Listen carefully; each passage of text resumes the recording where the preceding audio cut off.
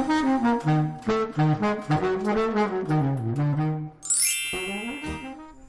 everybody! Welcome back.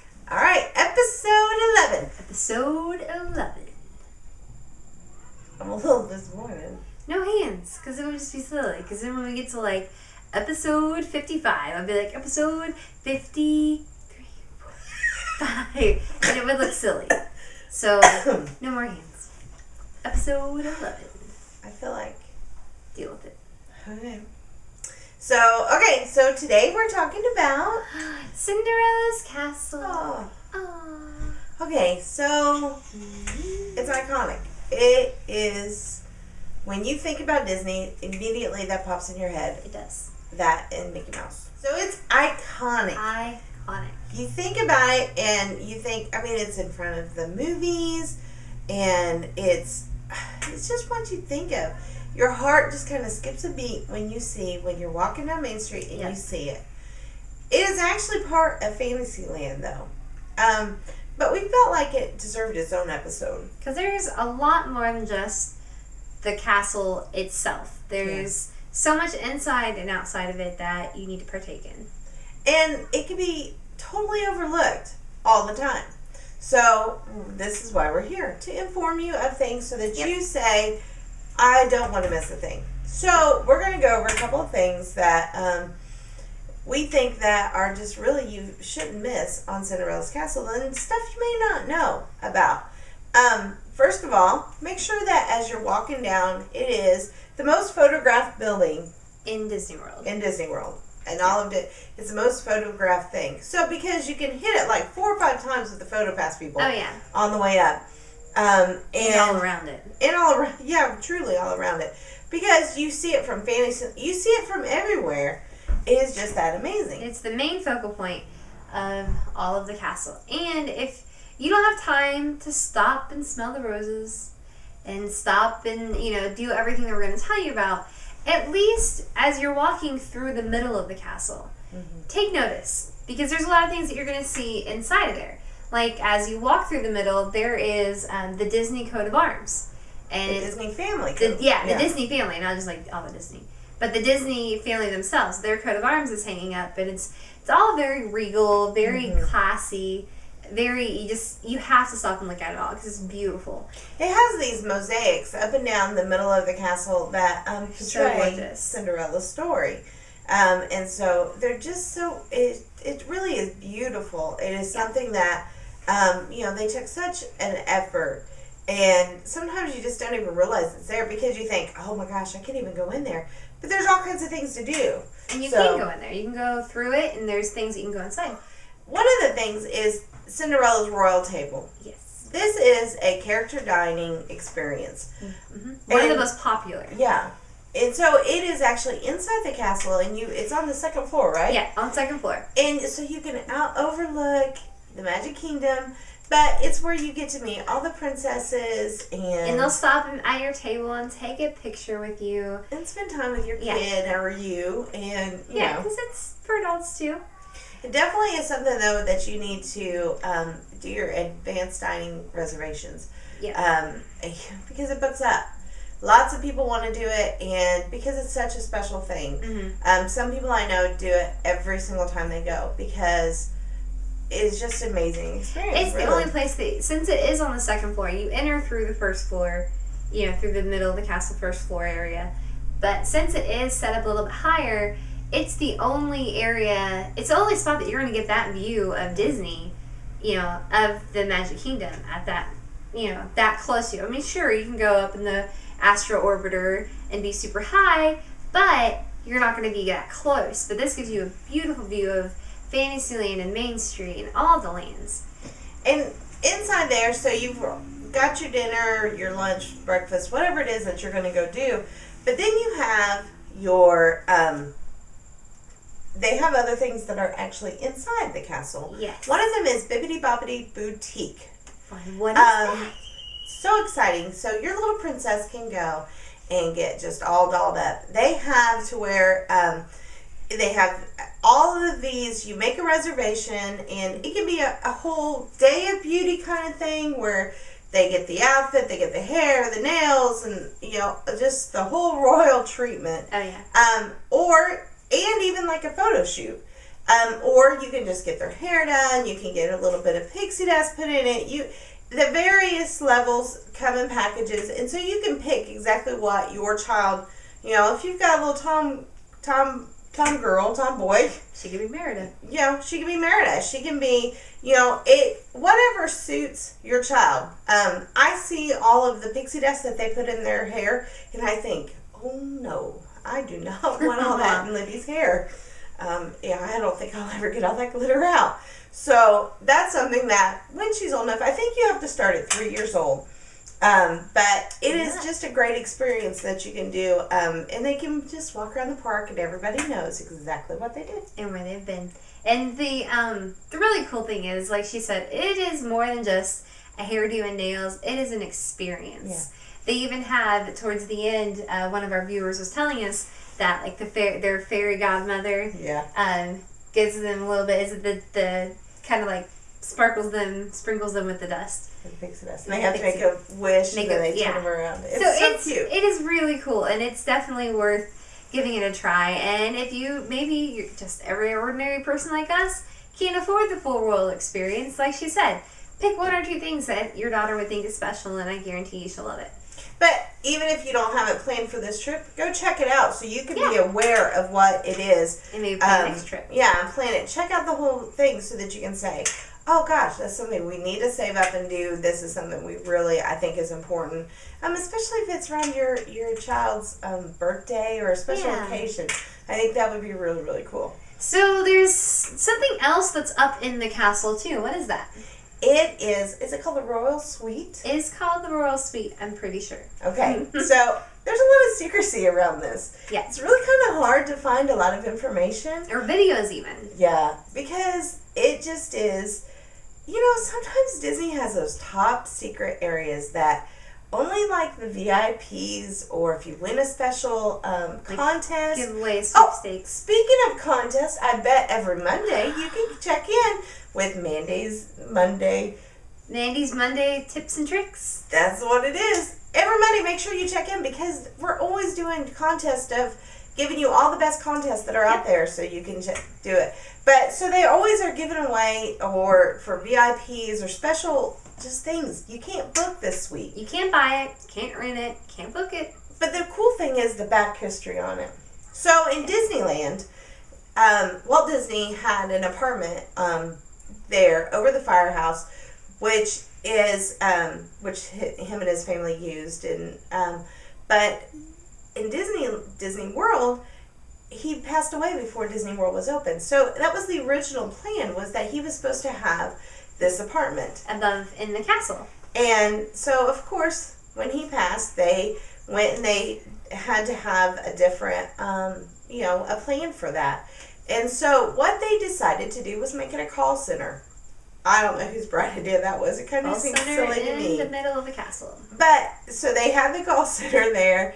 And then the call center, obviously, as Disney grew, it grew. Not enough room. It wasn't enough room. So what they did is, during the Year of a Million Dreams, when they were doing their special time of that. Yeah. So what they did is they made it a Cinderella's Royal Suite. And did all kinds of contests so people can go stay there.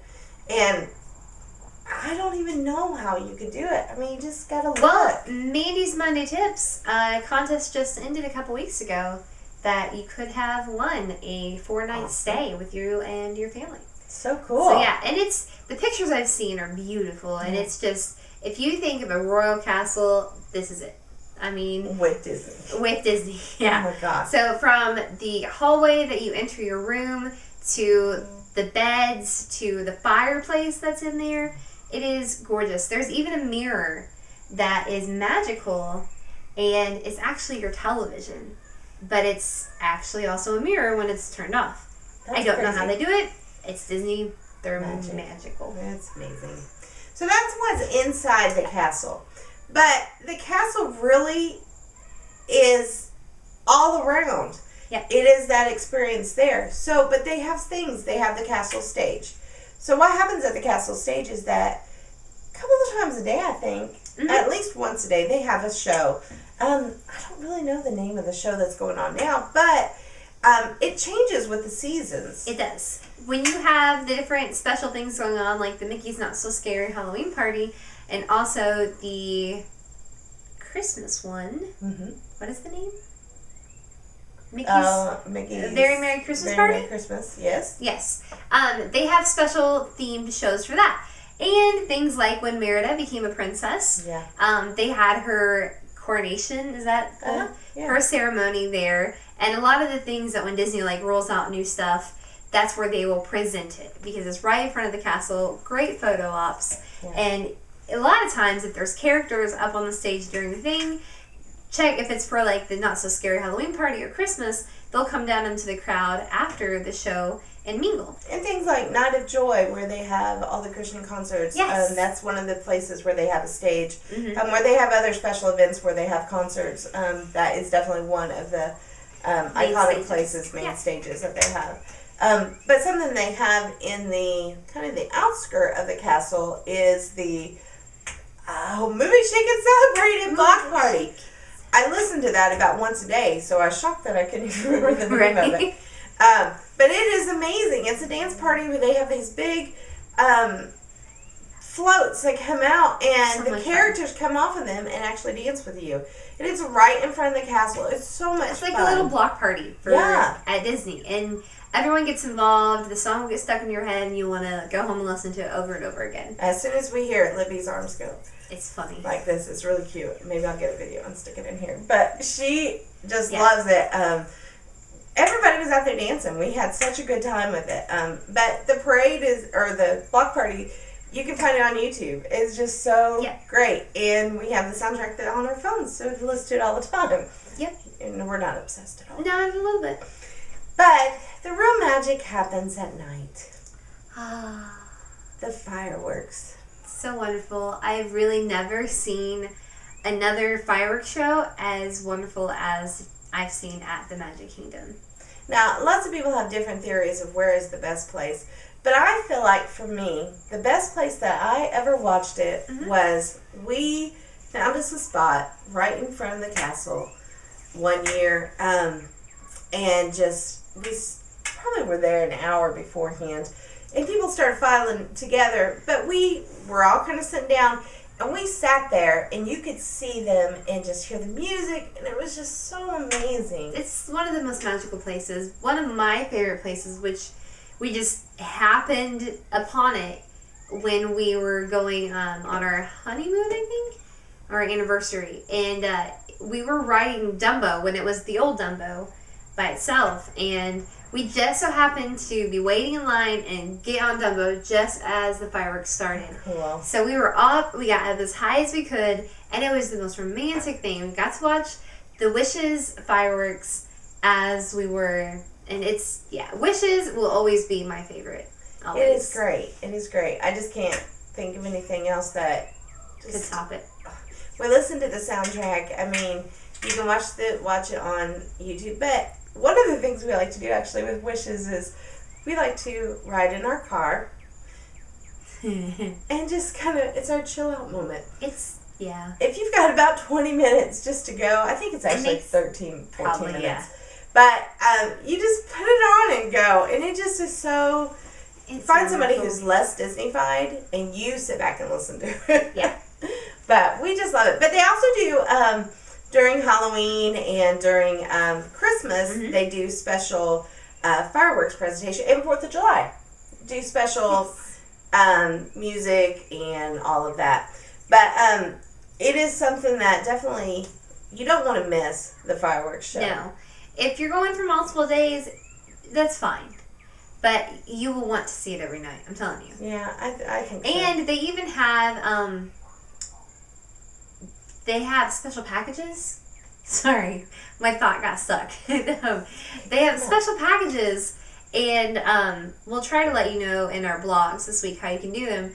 But where you can watch the Wishes or whatever the firework is going on at that time, you can watch it from a boat in the lagoon.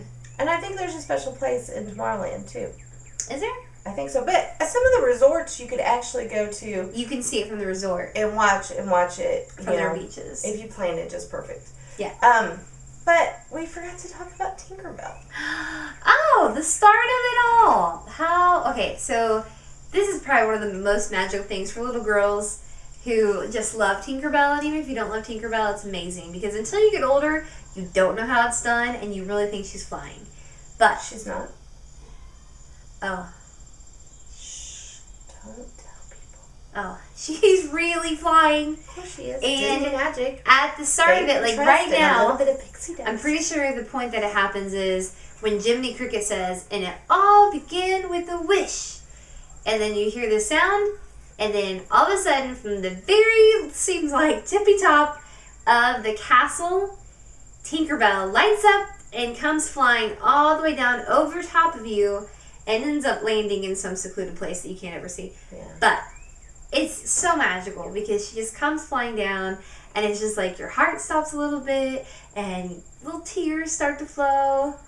It's very true. The bridge, we've watched the fireworks from the bridge in Tomorrowland, and you actually see her fly right over you. So cool. And it's really cool because it's at the end of her flight. So she's kind of lower there, and it's really, really awesome. But don't be disappointed if it's really windy or there's a lot of weather. That she may not be flying. She may not be flying. Pixie dust doesn't do good when it gets wet. And safety first. If you have seen the Tinkerbell movies, you know Tinker, she doesn't do good if she gets wet. So we have to protect her. So, but that is the most awesome thing. Okay. So I think that's about it than what we have today. No, that's not it. Okay. There's one more thing that you missed. Okay. You need a goodnight kiss. Okay. Disney has a kiss goodnight. And sometimes some people will say that you're part of the elite Disney club if you know about this kiss goodnight. Have you ever had a kiss goodnight at Disney? Well, I have, but I don't know what you're talking about. No. Kiss goodnight. What happens? It's usually on the fair. Let's say the park closes at 10 o'clock at night. If you stick around the park, stay in the castle view area, but stick around till 10:30. 30 minutes just about as the park closes. Now, sometimes it's a little bit before, a few minutes after, but it's going to be around that 30-minute mark after the park has closed. And there will be this kiss goodnight is what they've called it. And the castle will start. You'll hear When You Wish Upon a Star, just the instrumental version, start to play. And you know it. Everyone knows that song. Mm-hmm. And so you hear the music start to play, and then the castle starts to light up, almost like it's shimmering and starting to sparkle. And then it'll go into all different colors and just be this beautiful kind of light show on the castle. And you'll hear an announcer come over the castle speakers.